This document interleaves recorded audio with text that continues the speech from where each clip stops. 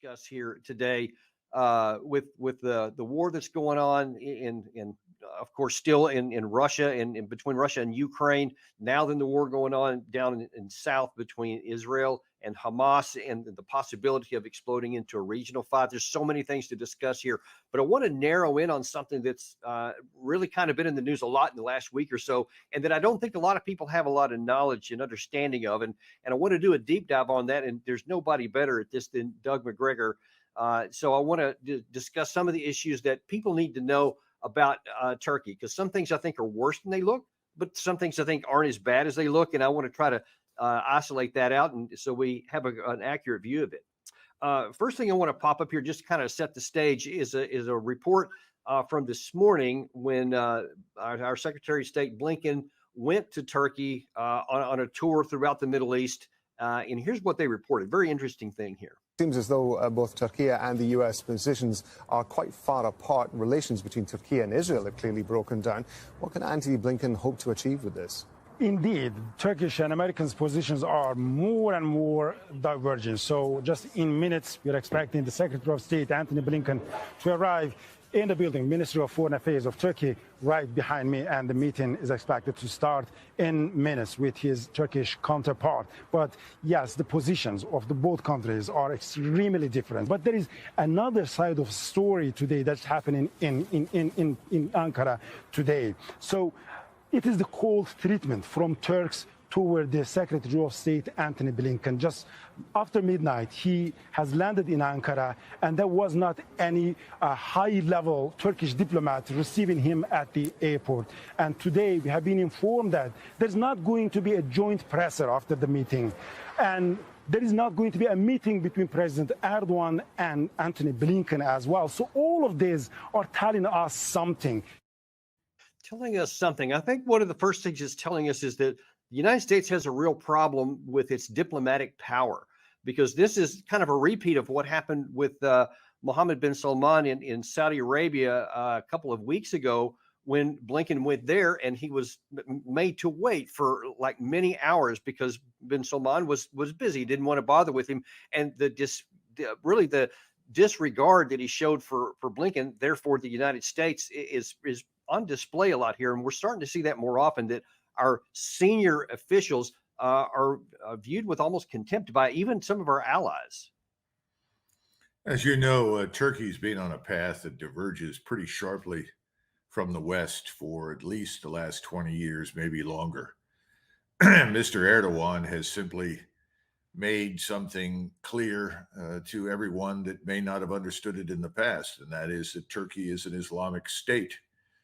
And he has restored Islam's central position in Turkish society. That brand of Islam is Sunni Islam with a Turkish flavor. And remember that Mr. Erdogan is the leader of the Muslim Brotherhood, not only in the region, but also in the United States and Canada. So he's very, very prominent, particularly in Hamas circles, because Hamas is ultimately, you might say, an armed wing of the Muslim Brotherhood. So everyone turns constantly towards Iran, pointing the finger, blaming them for whatever is wrong with Hamas. But in truth, the Turks are probably closer to Hamas in their thinking and attitudes, certainly towards Israel and the world, than they are to Iran. And I think that's an important point that everybody misses. Yeah. The Turkish foreign minister was the one who met with him, but Mr. Blinken was not met at the airport by anyone of significance. It was almost treated as a routine visit when, in fact, it's obviously not. When he did finally get to the capital, he met only with the foreign minister, whereas the Iranian foreign minister, when he visited, was received by all of the leading officials. And then after he met with the Turkish foreign minister, was able to go and meet with Mr. Erdogan. So I think the contrast is profound. I hope everybody noticed that. I bet no one in the United States noticed this unless they're watching Deep Dive here, which is why we're so grateful to have you on here. But do you suspect, I'm probably a rhetorical question, but that people in the region are noticing those two contradictions? Oh, absolutely. There's no question about it. And Mr. Blinken has spent most of his time talking to Arab states that, let's be frank, They have power in their own right in various areas, but they're no match militarily for Israel and the United States. Egypt, for instance, which has tried very hard to maintain good relations with Israel over the last, 50 years, frankly, has no desire to go to war with Israel, but it's in a tough position given the treatment being meted out to the Arabs in Gaza. The same thing is true in Jordan, I think, also Saudi Arabia, the Emirates. But that doesn't mean that they are forgiving towards us or the Israelis for what is happening. It's just that there's probably not a great deal that they alone can do about it. And I think that's an important point. There is someone who can have a profound impact militarily, and that is Mr. Erdogan. And everybody knows that. You're talking about the largest army in NATO, probably the largest air force after our own, and conceivably one of the largest navies in the world. And that's not all. I mean, Mr. Erdogan currently maintains what is reportedly the largest drone fleet in the world. That is unmanned aerial vehicles. And they have made a lot of progress. They built a lot of their own equipment. It's very good equipment.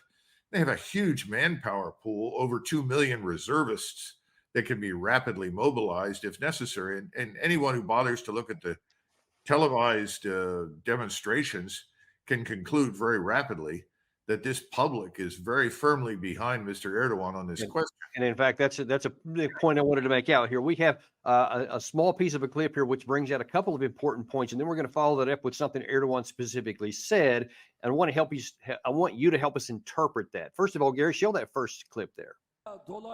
At a mass rally in Istanbul Saturday, Turkish President Recep Tayyip Erdogan stepped up his support of Hamas, declaring again that Hamas is not a terrorist organization, but a liberation movement. The Turkish leader went on to warn that Turkey may come in the night to Gaza, with the crowd chanting to send the Turkish military. In response to Erdogan's statements, Israel has recalled its diplomats from Turkey, setting back the country's newly restored diplomatic relations. So this isn't something that's happening in the dark. I mean, there was over 1 million people standing there, at that rally, and Erdogan is absolutely out in the front, not afraid of what anybody has to think about it. And I think one of the more concerning issues, but especially in light of what you just said about their military power, he said this. Ya İsrail, sen buralara nasıl geldin? Nasıl girdin? Sen bir işgalcisin. Sen bir örgütsün. Dolayısıyla Türk milleti bunu biliyor. İsrail, biz de seni savaş suçlusu olarak dünyaya ilan edeceğiz. Gazze'de savunma değil, açık ve alçak bir katliam yürütülmektedir. So the question is, how much of that is playing to the crowd for the domestic folks? How much of it is an international message? And what is actually the message he's trying to send? And bottom line is, what is the risk that they could actually make good on that with that military against Israel? Well, one of the things that he's also said that is hardly being covered in the West is that Turkish soldiers will eventually fight in Gaza. So I don't think you can be much more straightforward than that. But Mr. Erdogan is nothing if not clever. And he's very sensitive to timing. And what you saw in that rally and what you've seen in subsequent presentations and speeches is an effort to mobilize the country. Now, he would not make this effort if he thought this war would be over quickly, that Israel would simply cease and desist and embrace a ceasefire. He's actually preparing the nation for action. Now, when will that action occur? Well, he's certainly not going to tell anybody. But I'm quite certain that particularly in view of the recent celebration of the 100th anniversary of the Republic, where he paraded 100 naval combatants through the Bosporus in front of the world and has made it very clear over and over and over again that he has great confidence in the military power at his disposal. It's going to happen. The question is timing. And I would argue the same thing is probably true for Iran, although I think Iran is far more reluctant to become involved because Iran fears us and what it can do to its infrastructure, which is ultimately more fragile than Turkey's. Right. But still, he's quite serious, and it would be a mistake to dismiss him. I listened to someone quite recently in Washington who told me, oh, he's a blowhard. He said these things before. Nothing's going to happen. Well, good luck with that approach. I think it would be prudent to take him very, very seriously and understand that he's the one man in the region, the one leader with the capability to destroy Israel. Yeah, I think that's the key. He has the capacity, whereas Iran doesn't have the capacity. They can hurt Israel. They can't destroy it, but Turkey have a real chance for that. One other quick point.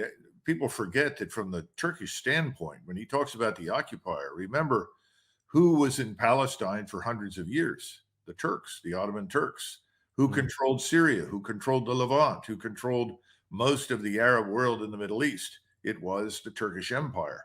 So from his vantage point, you could argue that the Israeli Jews are standing on soil that he privately regards as not only Ottoman, but also permanently Islamic. And remember, they have this doctrine that says, once you're Islamic, it can never change. So you put all of these things together, and it would be a mistake not to take him seriously. Now, and then that leads to the next point here, unfortunately, is that I don't know that we have the diplomatic capacity to take him seriously. And let me just show you a couple of things here recently that kind of illustrates that. Is, first of all, just a few days ago, in terms of what the United States can do and how much influence they have over even our allies, John Kirby had this to say. Does the United States support the goal of destroying Hamas? We support what Israel is trying to do to protect their citizens from the threat of Hamas. And James, I think you know this, we aren't on the ground fighting in this war. There's no intent to do that. These are Israeli military operations. They get to decide what their aims and strategy are. They get to decide what their tactics are. They get to decide how they're going to go after Hamas. We're doing everything we can to support them, including providing our perspectives, including asking them hard questions about their aims and their strategy and the kind of questions we'd ask ourselves. But the question you asked me is a question better put to the Israeli Defense Forces. So we don't have much influence even over Israel. They've hardly listened to us anything. And Biden has been really trying to get not a ceasefire, because Netanyahu's disregarded that, but at least a humanitarian pause. But then you saw, I guess it was yesterday, before Blinken went to Turkey, he was in Baghdad. And when he was asked about the success of that, he said this. President Joe Biden, when asked whether he was optimistic he felt progress was being made towards getting Israel to agree to humanitarian pauses and strikes, he gave a thumbs up and said yes. Based on your conversations with Israel on Friday, with Arab leaders yesterday and today, do you share the president's optimism? This is a process. Israel's raised important questions about how humanitarian pauses would work. We've got to answer those questions. We're working on exactly that. In fact, we agreed that our teams would get together, and they're doing just that, including today, to work through the specifics, the practicalities of these pauses.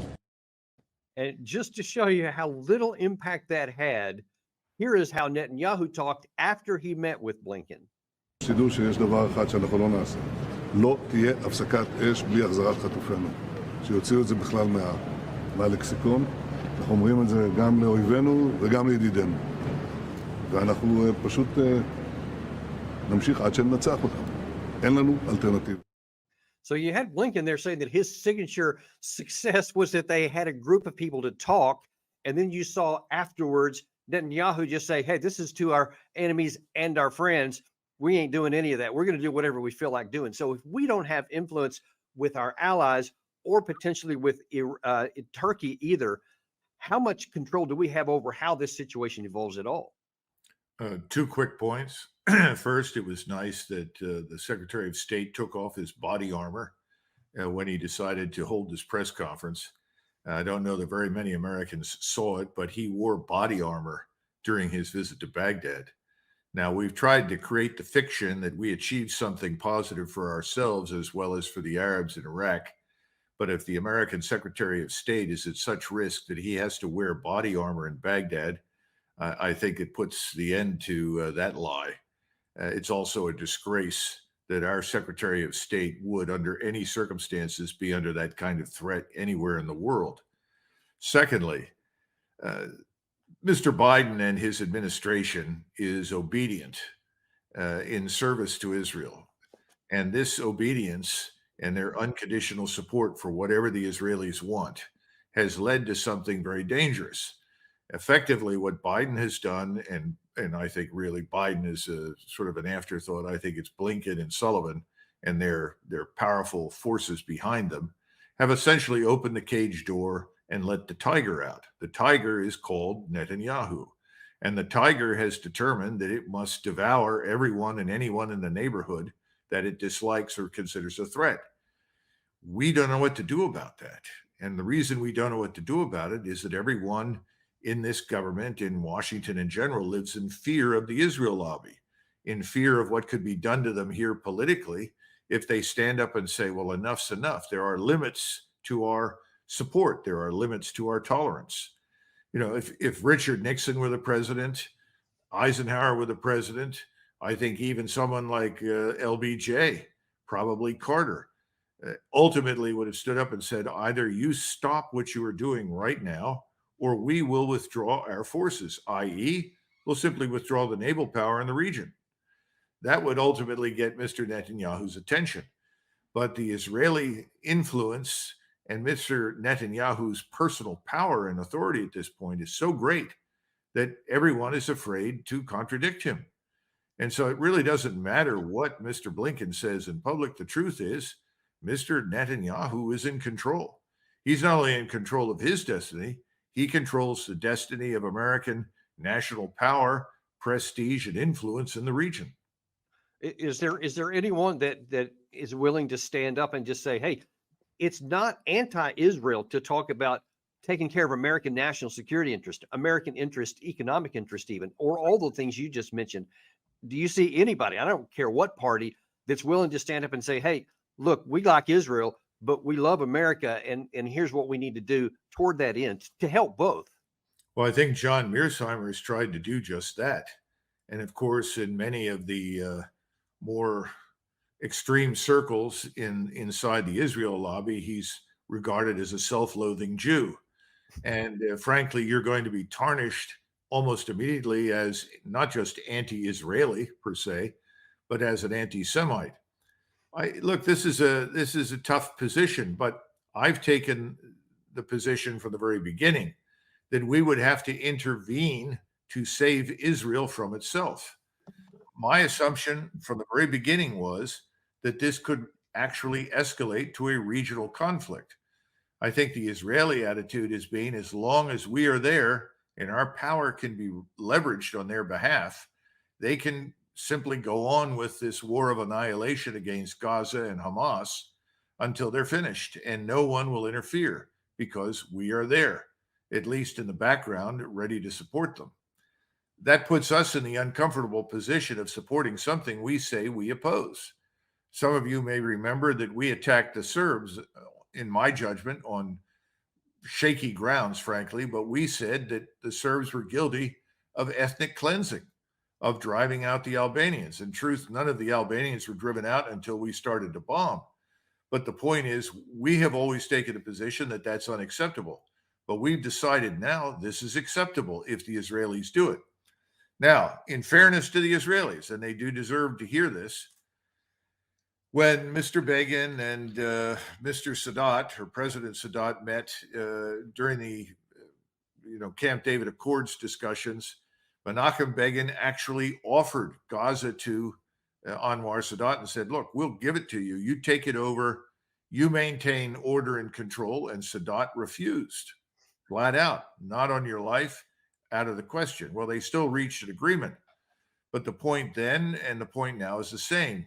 No one in the Muslim world wants vast numbers of Palestinians streaming into their country. Now, they have various reasons for that. They think their societies are fragile. The sudden arrival of these people could be disruptive and destabilizing. Of course, I feel the same way about my country and illegal immigration that is right now sanctioned by the administration. They don't seem to care about our borders and who comes in.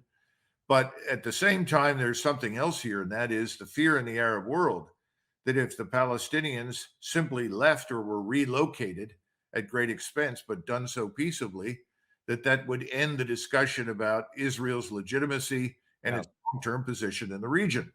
And there would be no more two-state solution. That wouldn't even be a fantasy. It would just be eliminated. And, you know, the Palestinians have been useful instruments in the Arab world with which to beat the Israelis over the head about this sort of thing. No one has had a solution. Now there is a solution. It's Mr. Netanyahu's solution, and his goal, and the goal of the people that support him, is to essentially cleanse the area between the Jordan River and the Mediterranean.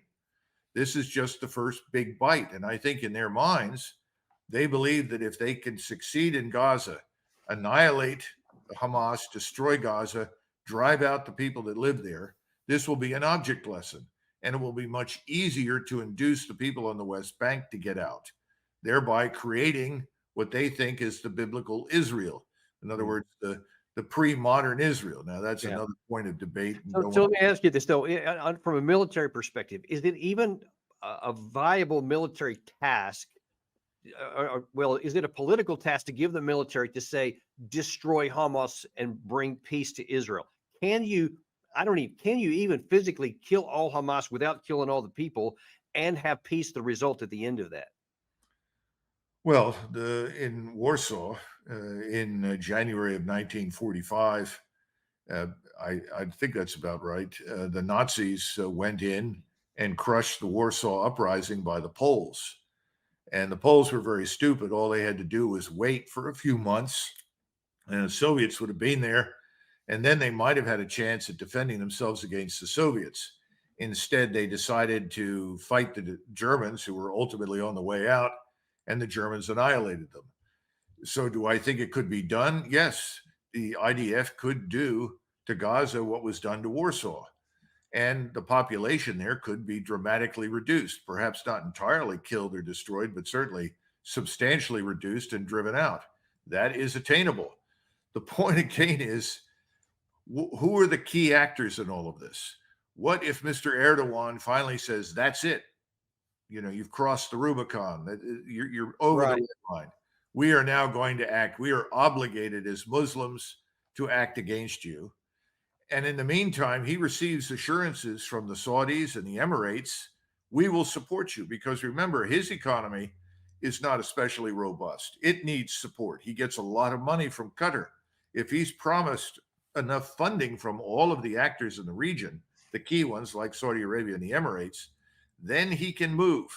At the same time, he is probably going to turn around to Iran and say, are you going to join me in this? And I think if the Turks attack, the Iranians probably will. It's not because they want to, but they'll see that there's really no alternative. This is the problem from the very beginning for Israel. Israel's enemies continue to multiply.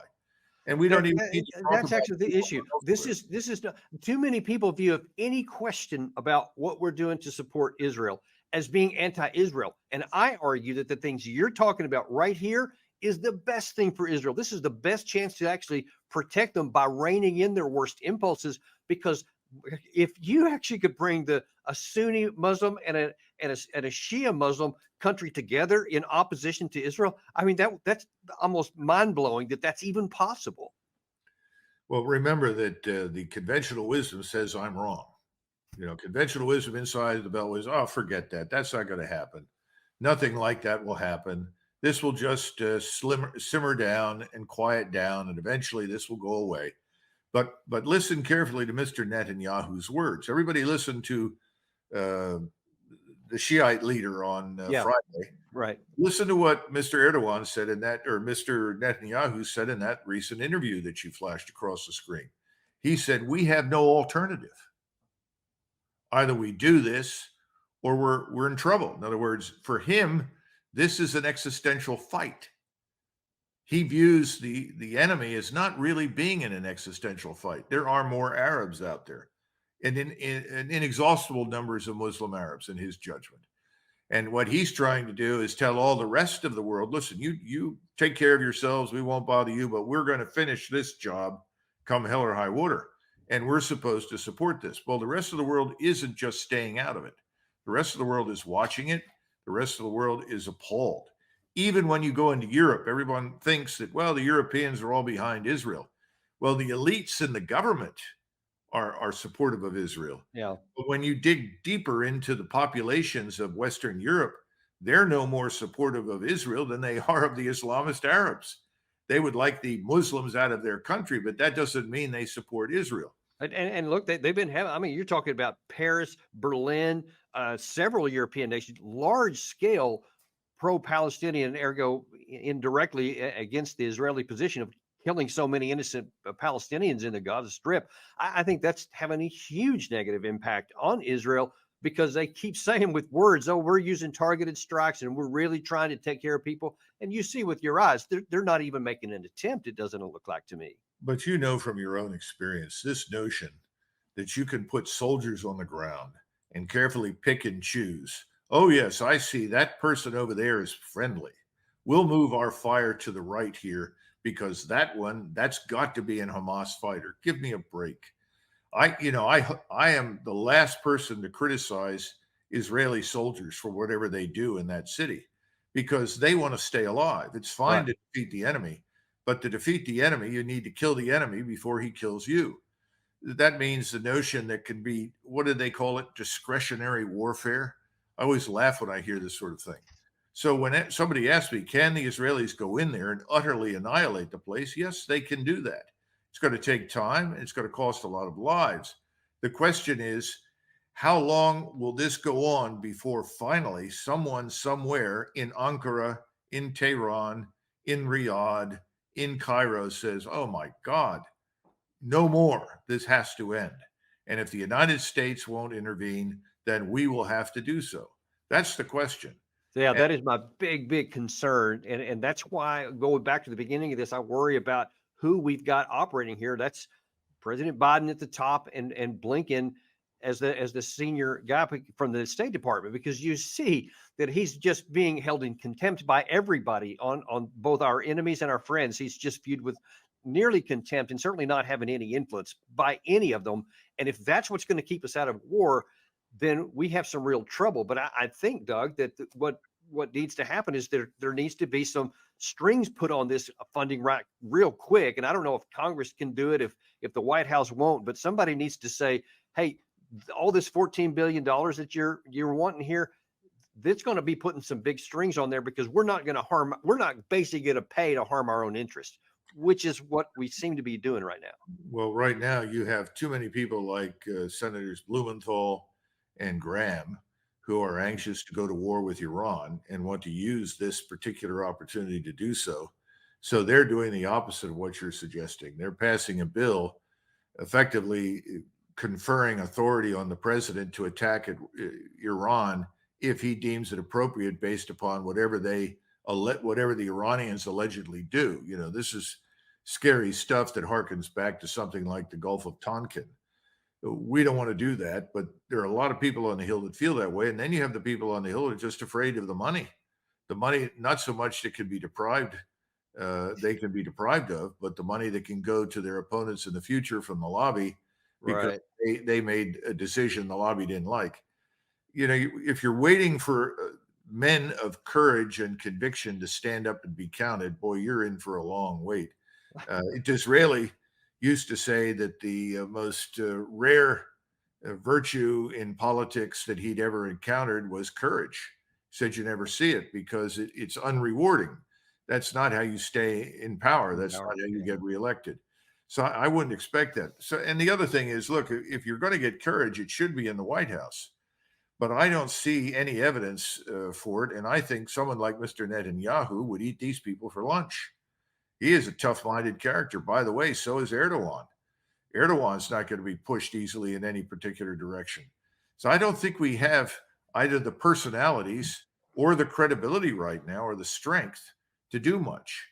We're about running out of time here, but I do want to get one more view on yours because it's something that a lot of people have some strong opinions in opposite directions on.